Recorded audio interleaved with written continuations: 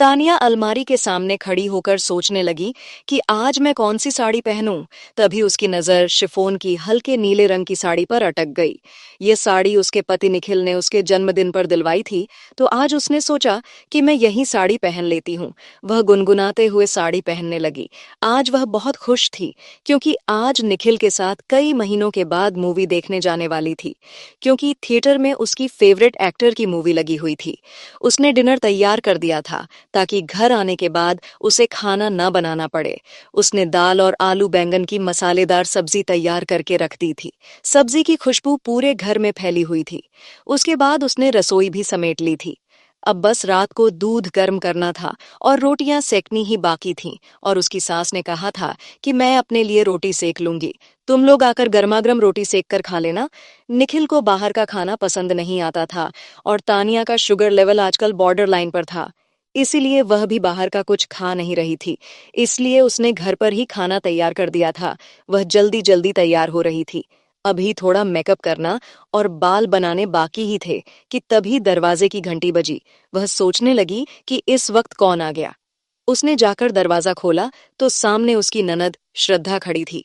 श्रद्धा को देखते ही वह खुश होकर उसके गले से लिपट गई और कहने लगी, अरे दीदी, आप अचानक से कैसे? श्रद्धा तल्ख स्वर में कहने लगी कि मैंने तो जानबूझकर इसी शहर में शादी करने का मन बनाया था, ताकि जब मन करे तब मायके चली आऊं। और भाभी, यह घर मेरा है, तो मैं जब मन करे तब मायके आ सकती हूँ। आप मुझसे सवाल पूछने वाली कौन होती हैं? ननद के तीखे उत्तर को सुनकर तानिया का चेहरा बुझ गया। वह तो बस ऐसे ही पूछ रही थी। वह सकुचाते हुए बोली, अरे दीदी, आप गलत समझ रही हैं। मैं तो बस ऐसे ही। उसकी बात बीच में काटते हुए श्रद्धा बोल पड़ी, मैं गलत समझ रही हूँ? यानी कि मुझ में बुद्धि की कमी है, यही कहना चाहती हो क्या? आप चलो, हटो, रास्ता छोड़ो, मुझे अंदर आने दो। माँ, माँ, तुम कहाँ हो? इतना कहकर वह भाभी को किनारे हटाकर दंदनाते हुए घर के अंदर चली आई। तानिया ने दरवाजा बंद किया और वह भी घर के अंदर आई। उसे नई साड़ी पहने हुए देखकर श्रद्धा मुंह बनाते हुए कहने लगी कि आजकल बड़ा सज सवर कर रहने लगी हो तुम।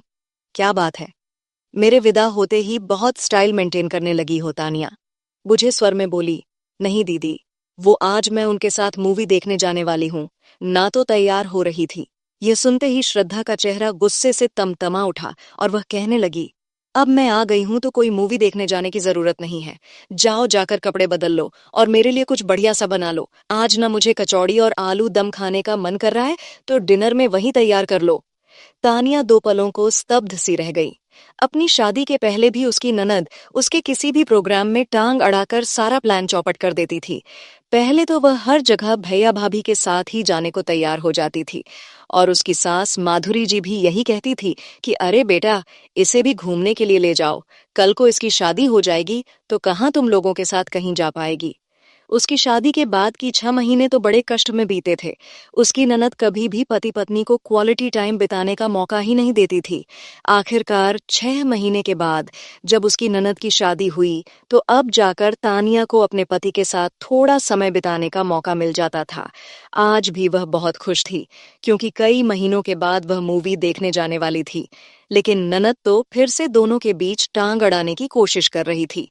वह धीरे से बोली, लेकिन दीदी, आज कई दिनों के बाद निखिल जी ने प्रोग्राम बनाया है, तो मैं मना नहीं कर सकती। मैं एक काम करती हूँ, बाहर से कचौड़ी और आलू दम ऑर्डर कर देती हूँ। तभी माधुरी जी बाहर आई और बेटी को देखकर बहुत खुश हो गई। लेकिन श्रद्धा माँ से शिकायत करते हुए कहने लगी, देखो ना माँ, मेरी शादी हो गई है, तो अब भाभी मेरी बात काटने लगी है। इस घर में मेरा कोई सम्मान है या नहीं? तानिया धीरे से बोल पड़ी, माँ जी, वह दीदी मुझे मूवी देखने जाने के लिए मना कर रही हैं। अब दीदी तो कभी भी आती जाती रहती हैं। मैं उनके लिए अगली बार कचौड़ी बना दूंगी ना। आप इन्हें समझाइए ना। तब श्रद्धा तीखे स्वर में बोली, भाभी, ये मेरी माँ है, आपकी बात क्यों सुनेगी? मेरी मम्मी वही करेगी जो मैं कहूंगी, क्योंकि ये घर भी मेरा है और माँ भी मेरी है। माँ, तुम भाभी से कहो कि वह भैया के साथ मूवी देखने ना जाए, मेरे लिए कचौड़ी और आलू दम बनाए। इतना कहकर श्रद्धा ने अपनी माँ की ओर देखा कि माँ अब भाभी को मूवी पर जाने से रोक लेगी। लेकिन उसकी उम्मीद के विपरीत माधुरी जी ने अपनी बेटी को डांटते हुए कहा, श्रद्धा, यह तुम कैसी बातें कर रही हो? अब तो तुम्हारी भी शादी हो गई है, फिर भी तुम्हें समझ में नहीं आता क्या कि पति पत्नी को एक दूसरे के साथ समय बिताने का मन करता होगा? तुम्हारे ससुराल में तो कोई ननद नहीं है, लेकिन अगर भाभी की जगह तुम होती और तुम्हें अपने पति के साथ कहीं बाहर जाने से रोका जाता, तो तुम्हें कैसा लगता? श्रद्धा माँ की ओर हैरानी से देखते हुए बोली। माँ, इसका मतलब अब आपके लिए बेटी से बढ़कर बहू हो गई है। माधुरी जी धीरे से बोली कि पहले तो मुझे उतना समझ में नहीं आता था, लेकिन जब से तुम विदा होकर ससुराल गई हो तो बहू ही अब मेरा ध्यान रखती है, और मुझे यह बात भी अच्छे से समझ में आ गई है कि बेटा बहू खुश रहेंगे तभी यह घर खिलखिलाएगा, तो उनकी खुशी में ही मैंने अपनी खुशी ढूंढ ली है। बहू तुम जाओ, तैयार होकर रहो, निखिल आएगा तो जल्दी से निकल जाना।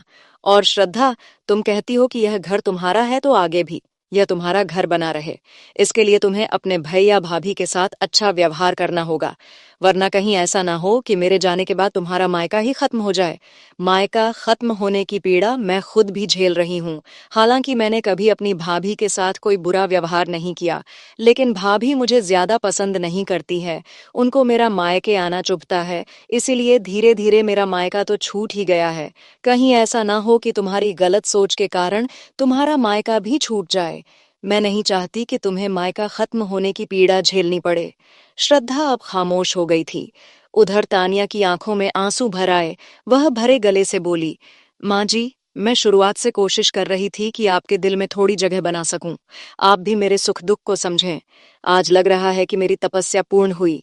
आज आपने पहली बार मेरी खुशी के बारे में सोचा है। मैं बहुत खुश हूँ। माँ जी, आप कहेंगी तो मैं मूवी देखने नहीं जाऊंगी, मुझे कोई प्रॉब्लम नहीं है, लेकिन माधुरी जी ने बहू को तैयार होने के लिए भेज ही दिया था। श्रद्धा भी कुछ नहीं बोली। माधुरी जी कहने लगी, बेटी तुम जी छोटा क्यों करती हो? मैं हूं ना, मैं तुम्हारे लिए पकौड़े बना देती हूँ, या माँ के हाथों के पकौड़े नहीं खाओगी? तुम श्रद्धा माँ से लिपट गई और कहने लगी, सॉरी माँ, मैंने ज्यादा आगे का तो सोचा ही नहीं। मैं बस यही सोचती थी कि भाभी पराए घर से आई है, कहीं वह भैया पर या इस घर पर अधिकार ना जमा ले। लेकिन अब इसी भाभी से कल को मेरा मायका होगा, तो इन्हें तो भरपूर अपनापन देना ही चाहिए। कमरे में से तैयार होकर आ रही तानिया ने भी ननंद की बात सुन ली थी, और उसे बड़ी खुशी महसूस हुई कि उसकी ननद के विचार भी परिवर्तित होने शुरू हो गए थे। थोड़ी देर के बाद निखिल घर आया तो तानिया निखिल के साथ मूवी देखने के लिए निकल गई। इधर दोनों माँ चाय पकोड़ों के साथ पुरानी फैमिली एल्बम निकालकर पुरानी यादें ताजा कर रही थीं। दोस्तों, अगर हर परिवार में थोड़ा बेटे बहू की खुशियों के बारे में भी सोचा जाए तो इसमें गलत क्या है? एक लड़की बहुत सारे अरमान लेकर ससुराल आती है। सबसे पहले उसे जिम्मेदारियां नहीं बल्कि पति से प्रेम की उम्मीद ही होती है। ऐसे में अगर ससुराल वाले पति पत्नी के बीच में ज्यादा हस्तक्षेप करने की कोशिश करते हैं, तो ससुराल वालों के प्रति उसके मन से सम्मान खत्म हो जाता है। इसलिए ससुराल वालों को हमेशा यह ध्यान रखना चाहिए कि बहू से जिम्मेदारी निभाने की उम्मीद करने के साथ ही उसे खुलकर उसके जीवन को जीने की आजादी भी देनी चाहिए। तो दोस्तों, यह थी हमारी आज की छोटी सी कहानी। आपको यह कहानी कैसी लगी कमेंट करके जरूर बताएं। अगर आपको यह कहानी पसंद आई हो तो इसे लाइक करें और अपने दोस्तों के साथ शेयर करें। आगे भी ऐसी ही कहानियों के लिए हमारे चैनल को सब्सक्राइब करें और बेल आइकन दबाना ना भूलें, ताकि आप हमारी कोई भी कहानी मिस ना करें। धन्यवाद।